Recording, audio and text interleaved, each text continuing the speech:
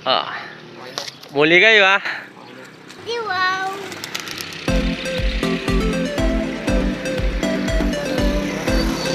Ah, may nagpal. Uwe, uwe. Wow. So yan na nga guys, tapos na tayong magbigay ng multivitamin sa ating mga bird. Ito naman ang ating ginagawang programa para iwas overfly. Nilalagay natin sila sa harapan ng trapdoor guys, para masanay muna sila. Tapos yung iba nandun sa taas ng bubungan. Maya maya lang bababa na yung mga yan guys. Ayan sila guys. Ayan. Para habang YB pa sila, masanay na sila. What? Makaiwas tayo sa overfly guys. Ayan.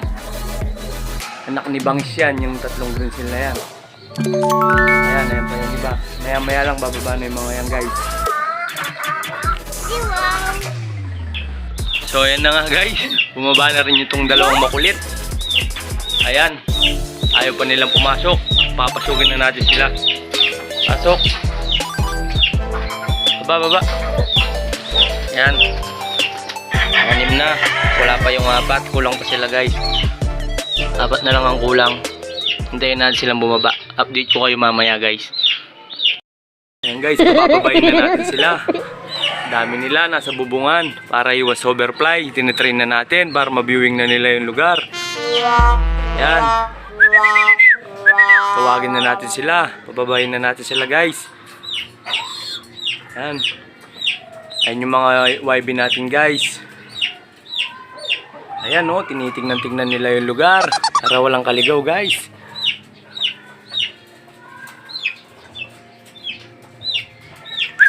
Baba na, baba na. Ang kukulit. Buksan na natin tong trapdoor para pumasok na sila guys. Kasama niyan yung iba. Pasok, pasok.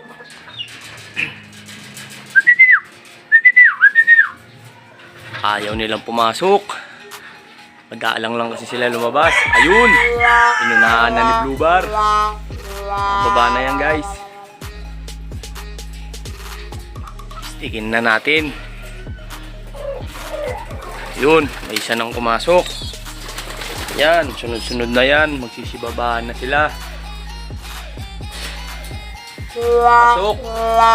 Pasok, pasok. Malinis na. Baba, baba.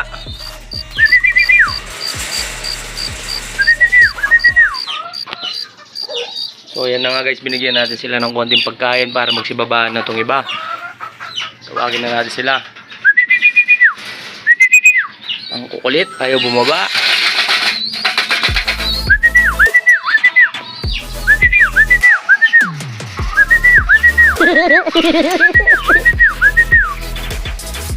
Makukulit tong mga to. Wow. So ayan na nga guys, 4 pa lang, yung 6 nasa taas pa. Bumaba na yung 4.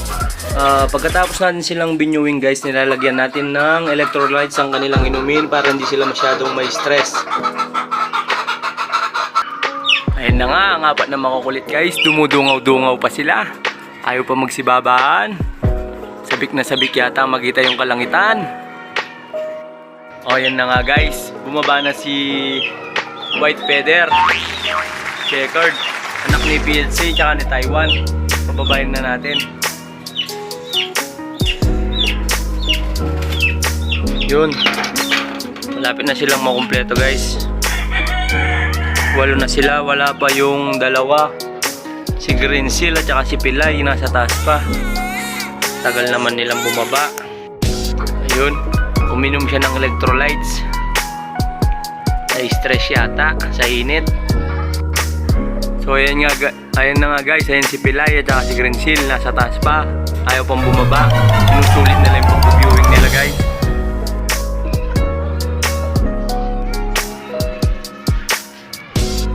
Ayan na nga guys, andyan na yung 8, nagsibabaan na. Hindi na natin hihintayin si Greensill tsaka si Pilay, baka umabot pa tayo ng ilang oras sa kakahintay. Ayan sila guys. Ito nga pala yung anak ni Bangis, yung 3 na yan. gagamitin natin sa South. Ito yung anak ni PHA, tsaka ni Taiwan. Saka ito, binunutan natin sila ng pakpak guys kasi actually matagal nang rumoronda dito sa atin to eh. Si Pilay at saka si Green Seal, kasama tong dalawang to. Eh pag nasosobrahan sila sa ronda kung saan sila dumadapo. Hindi naman pwedeng ganoon guys, baka pagdating ng race, pag uwi nila, dadapo muna sila kung saan. Kaya ang ginawa ko, binunutan ko muna sila ng pakpak. Total matagal-tagal pa naman yung laban, kaya inalisin muna natin sila ng pakpak. So yun na nga guys, dito na muna natin tatapusin yung vlog natin.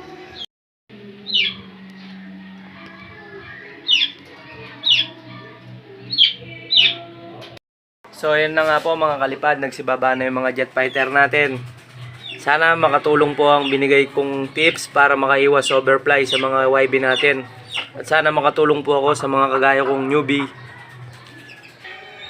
At dito na nga po natin tatapusin ang ating second day vlog sa ating AKMM Loft. Don't forget to like and subscribe. And wag na wag po natin kakalimutin na i-click ang notification bell para lagi po tayong updated sa ating mga bagong videos. Bye guys! Muli kayo ha! Wow.